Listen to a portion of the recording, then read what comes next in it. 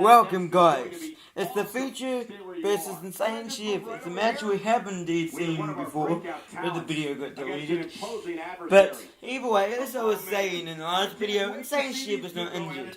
Now, I will be going up against setups of some people like tag teams and tell you whether or not they're currently injured and whether or not they're going to be used at all within that video where I'm talking about the setups of them. Whether or not those people will be fired, whether or not they're injured, whether or not they're going to be used at all, it will all be in that status video.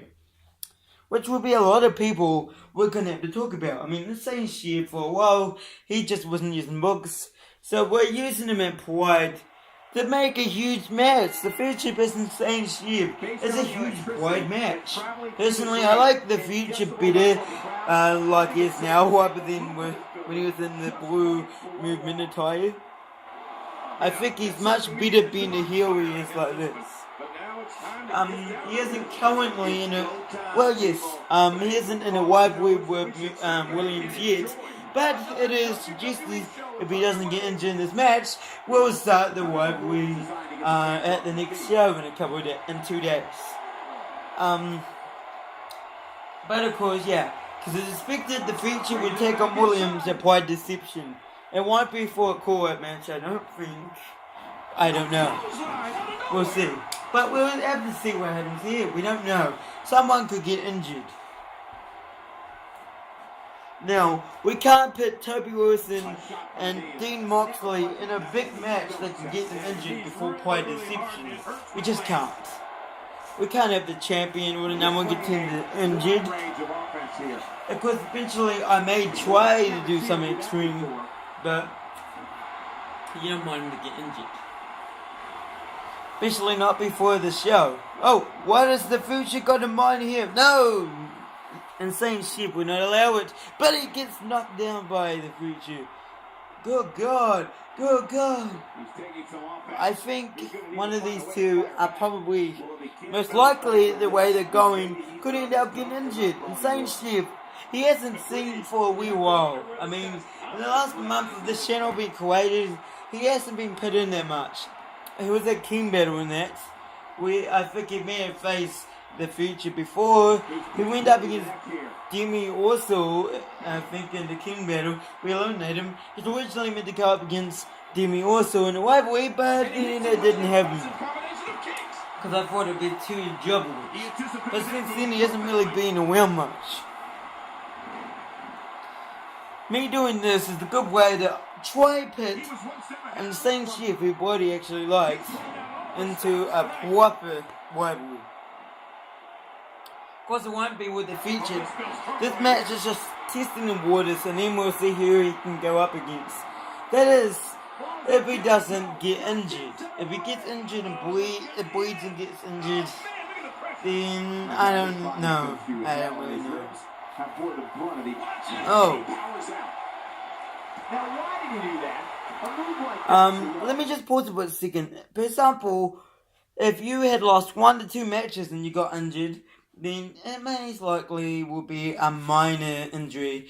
If you lost 3 to 4 matches in the normal match and all that, it would be a light minor injury. But if you lost 5 to 6 matches and you keep losing the things, then it's most likely going to be a heavy minor injury.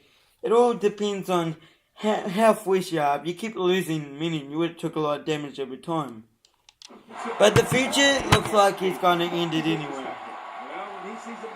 And I think that could be it. Nope.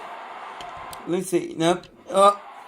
Insane Chev returns tonight here live at Pride and somehow kicks out of the Future's finishing move. Insane Chev's looking okay, but I don't think he's gonna beat. Second 40 may be able to beat the Future.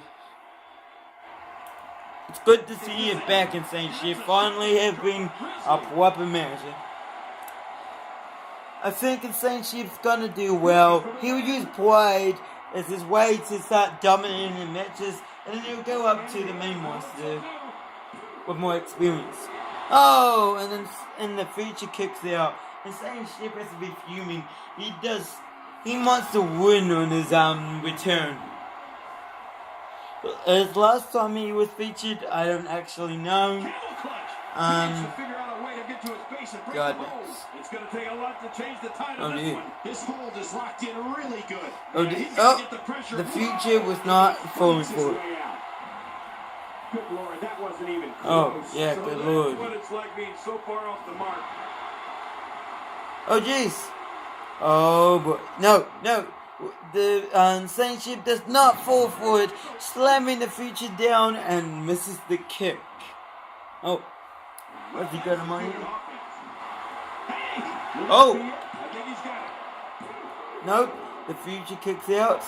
And at this point, what is Insane Chef got to be thinking? I mean, the main event is up next. He wants to look reasonable as the future contender to either Toby Orson's or Dean Moxley's title. And it looks like it's going to do exactly that. Boom! And that did not even phase the Future. The Future no-sold it. But Insane Chef would not allow him to no-sell this.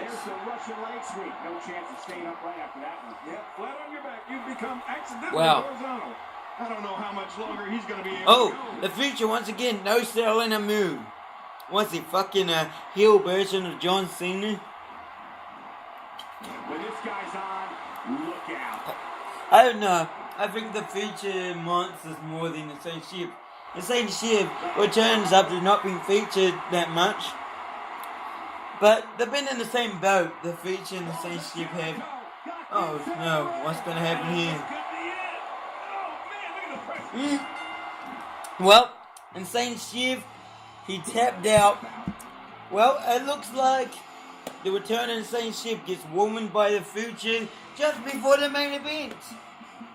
They're not injured or anything, which is good.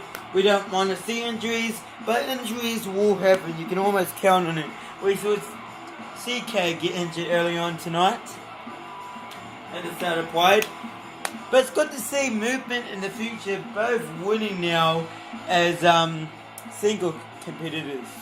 I think they'll get put up to most likely if Movement and the Future don't get called up after Pride Deception, I'm thinking of putting perhaps at some point after Pride Deception, if they saw it Pride, I'm thinking of putting the Future and Movement in a whiteboard. But right here, the Future is a good superstar, which I hope Toby Orson and Dean Moxley watching, because he could be the next Pride champion. Who knows? Who knows? Just saying. And we'll see you guys in the next one.